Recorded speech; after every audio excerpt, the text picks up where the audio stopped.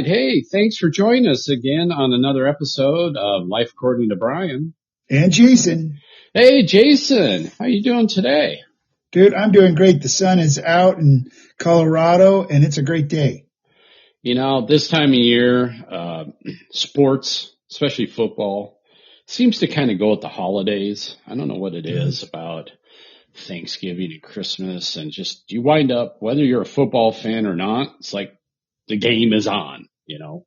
We traveled a little bit for the holidays, and you know, I'm hanging out with people that don't necessarily love football, but the game is on. So let's dive into this today. Why do you think, or how does sports help with, say, family relationships or friend relationships? Yeah, I was thinking about this as we were talking the other day, Brian. You know, there's certain subjects that lend to it. And of course, it depends on who you're talking to. But sports, it's on TV, it's present everywhere. But we could be easily talking theater, dance, you know, any other topic when we're saying this. But sports, like in Colorado, we're very lucky in that the Nuggets, the Avalanche, the Broncos are doing great. You know, that's just good fodder to be doing it. And like, say you go to a holiday event, and whether you say the Broncos are good or bad, just, you know, what do you think of Bo Nix? Boom. You know, that's instant conversation. Right. Good, bad, or ugly. You know, Right. like, oh, I hate football, or oh, I love football, or oh, the Broncos, especially with those folks that have a hard time striking up conversations with, you know, just it gives you a common language. Right. And you know, what's interesting is I think because when we're just talking football right now, has been around so much at the holidays, say for the last 40, 50 years. I mean, I can remember growing up, going over to any relative's house, you know, and I'm talking in the 70s, you know, earliest memories, there was the game on, you know. And I think it's just because of the holidays and the seasons and football.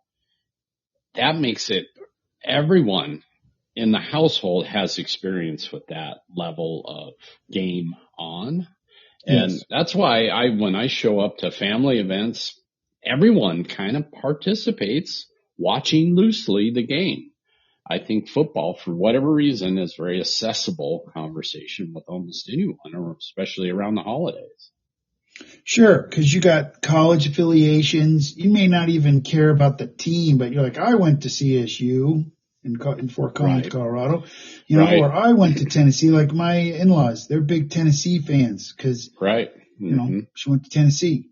Right. Yeah. We, you know, our last family visit, we had the Penn State game on, you know, because one person in the room had an interest in connection to Penn State, you know, and sadly, I'm from ASU, so none of that football was on. But neither was CSU football. No. Right. Yeah. But yeah, you know, so you start kicking that around. Oh, what college you go to? What college you go to? Totally. You know, and a little smack talking in between. That's always fun. Get a little chippy, you know, if the person can do it. And, so yeah, sometimes it brings up tensions, but it's also, you know, since politics are so polarizing right now, sports are a pretty safe topic. It is. And especially dissecting a play. Oh, that was a good catch. Right. Oh, they're doing a replay. I was, you know, watching football the other day. Like, what do you think? Is that a catch or not a catch? You know, just little snippets. And then you go back to whatever you're talking about. You know, it could be any kind of thing about day-to-day stuff. Well, you know, and some sports watching turned into a tradition. Every spring. Well, growing up in Arizona, let me back up a little bit.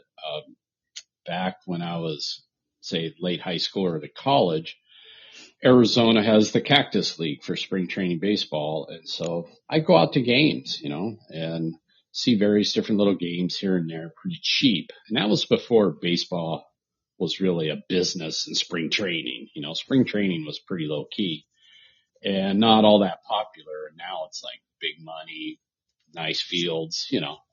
But my dad always knew I liked that. And that just became kind of a thing. We go out I try to get out to Arizona every spring. When I say spring, somewhere around early March before spring training was over. Baseball always starts in April, the regular season. So I get out, and my mom and dad would go down to the Rockies field, ticket office, wait in line because they wouldn't buy them on the phone or computer.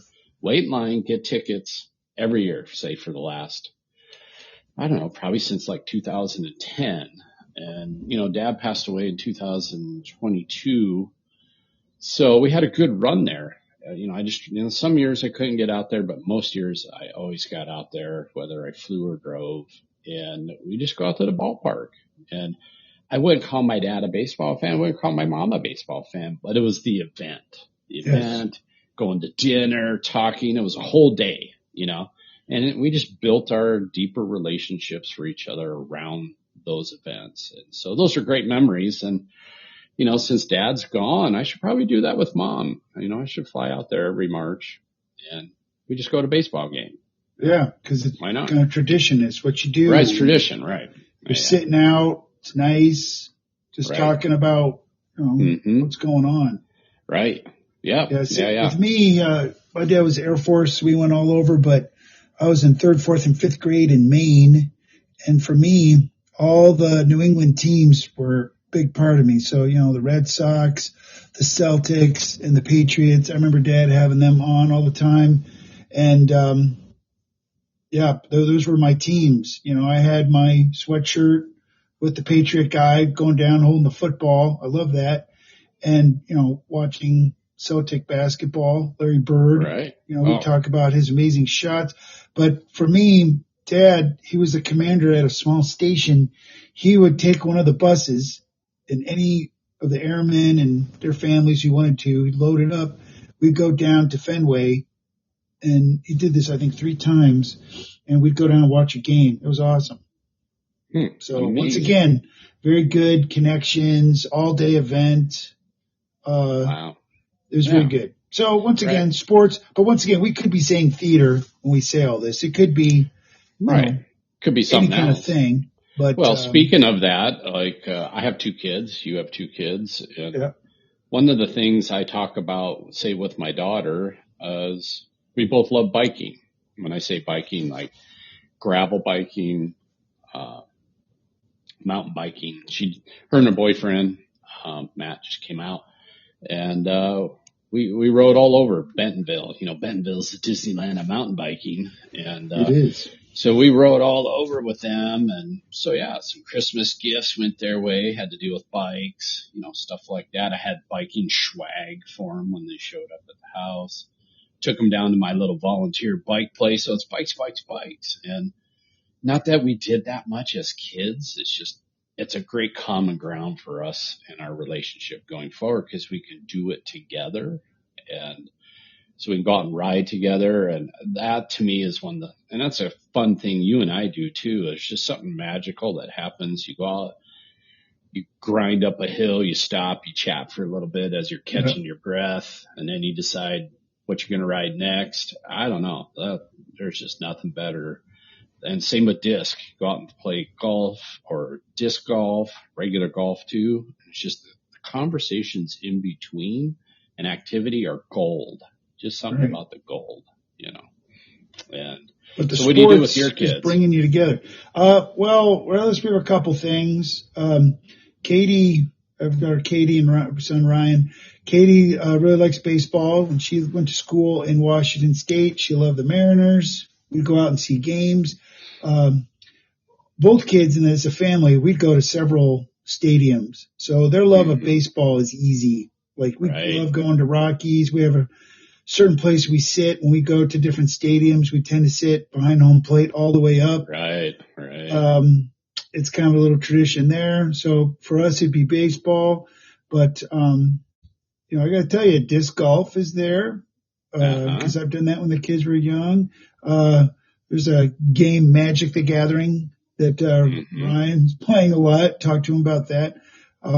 Once again, doesn't matter what the topic is. It's finding when you go to a setting, are you just going to bulldoze your sports in there, or are you going to find out what people like your commonality, and then you talk about it, whether it be, science, biking, card games, baseball, but sports tend to be on TV or on the radio.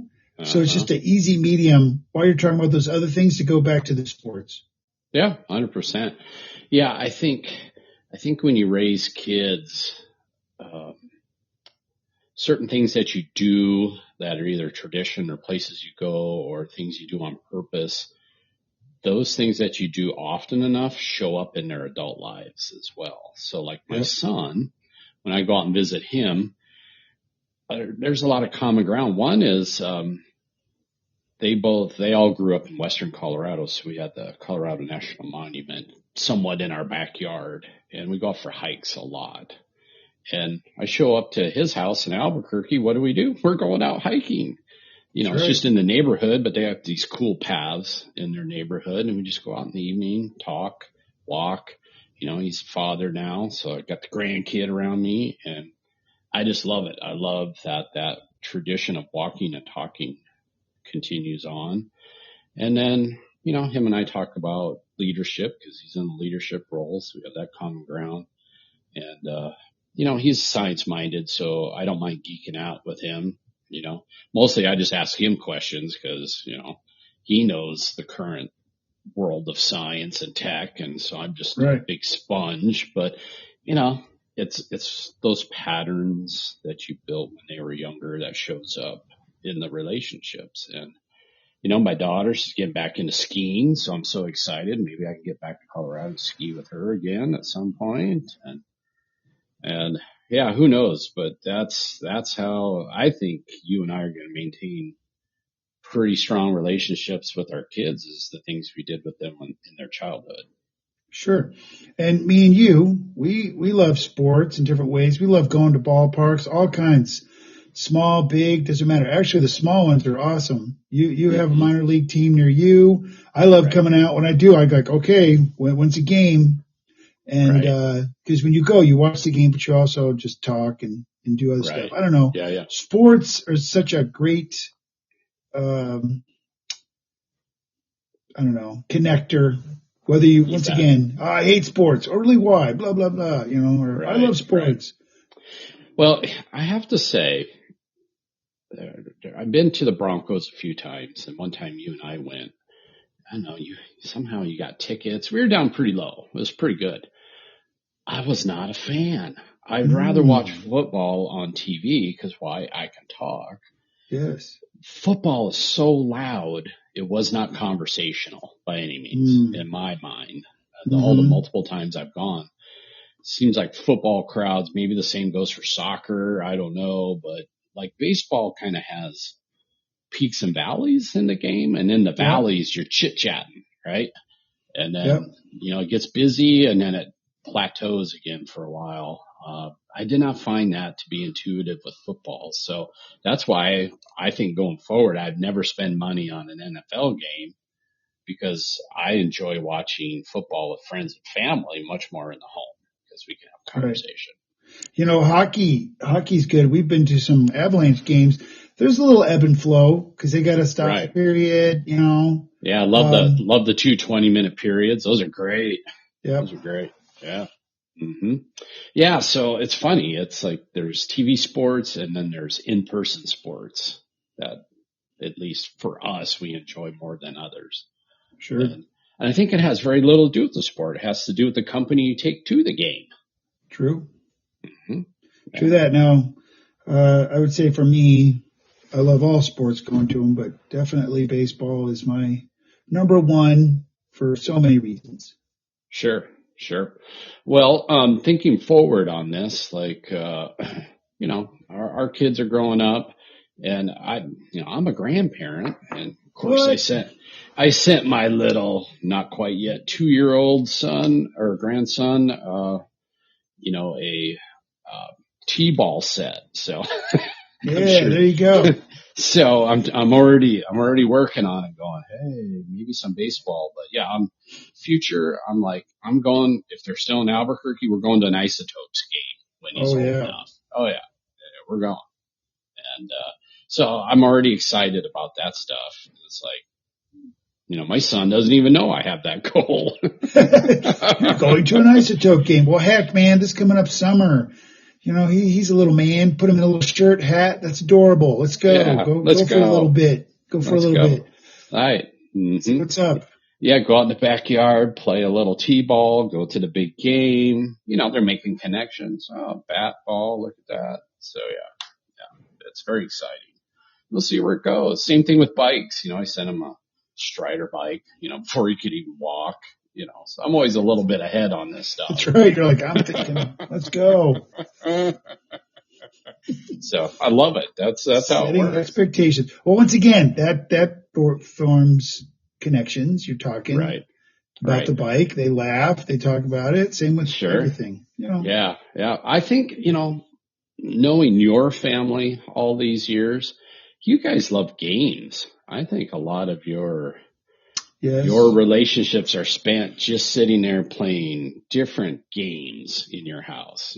Instead of the TV on, you're making connections because, you have that cool dominoes table that you got. Yes, we have a cool dominoes table that an awesome guy made, which we also use. We have a puzzle on it right now, which is excellent. But yeah, no, games are another good way to talk, and just connect.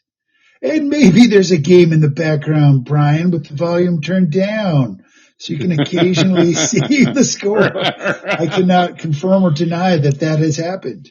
But Catan, our listeners, Catan is a great game. So I would, if I had to shout out a game there, unsolicited. I do not know that game. Settlers of Catan. It's a great game. Right. Well, it's funny. Like Tanis and I play a little bit of games around here. We have a game cabinet. Half of them you've given us, so we'll crack a game out here and there.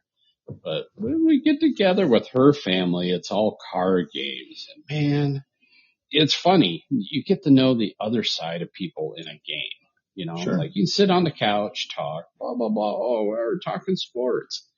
Then you get into a card game and all of a sudden they just become sharks. It's like you just see this other person come out. I just got my butt whooped by, two 90-year-olds playing cards the other night. And, so that's humbling. Let me tell you. It's humbling. While you're watching your favorite team, right. On mute. Okay. Now real quick, I grew up everywhere, but New England is my formative years of, teams. Real quick, tell our listeners, where would you say, or what teams were your formative teams as a sport person? Since sports are so popular to us.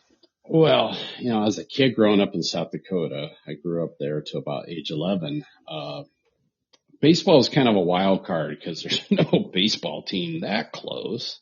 I was actually a Cleveland Indians fan for whatever reason because I collected baseball cards and, that and the Reds. I have to say, maybe the Reds even more because I love Johnny Bench, that whole era, Pete Rose. So it's collecting baseball cards. Boom, boom, boom.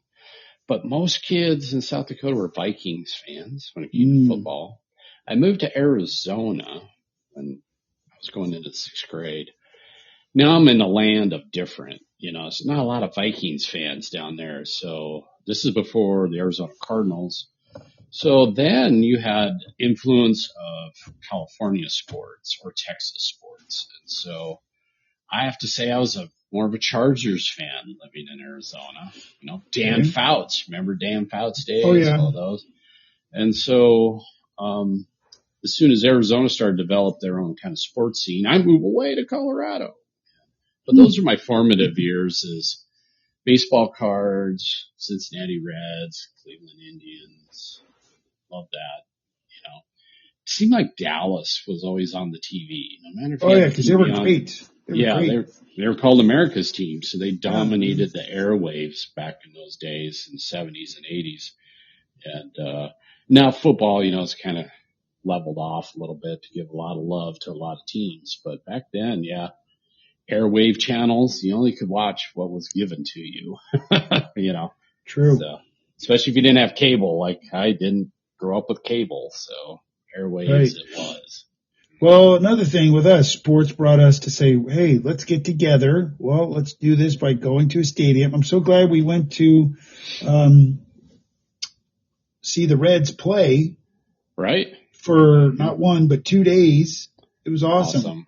It was Yeah, great. It was great. It's very important that, I think we talked about this in a past episode of this podcast, is just taking the time to travel somewhere, whether that's just going to a game with a family, maybe even going to the movies, it doesn't matter, but Sure. You took the time to go somewhere and you made it special. Yeah. That I always remember all those trips we've done. Yep. Because we make them fun. So back to the fun goal from our last podcast. Yes. Gotta make driving it somewhere fun. I don't know. No. That's right. Well, dude, guess what? What? We are out of time again. Oh, it goes so quick. Yes. It does. Well, this was a good episode. So I think what I'm kind of hearing is when you do an activity, strengthen your relationships along the way. Yeah. Right? Whatever it is. Whatever it is. I love it. Well, friends, thanks for joining us on this episode of Life According to Brian. And Jason. And until next time, find us on all the streaming apps out there. Leave us a comment or two, subscribe, and let other people know about this podcast, because we're just trying to bring a little bit of happiness and fun to the world. See you next time.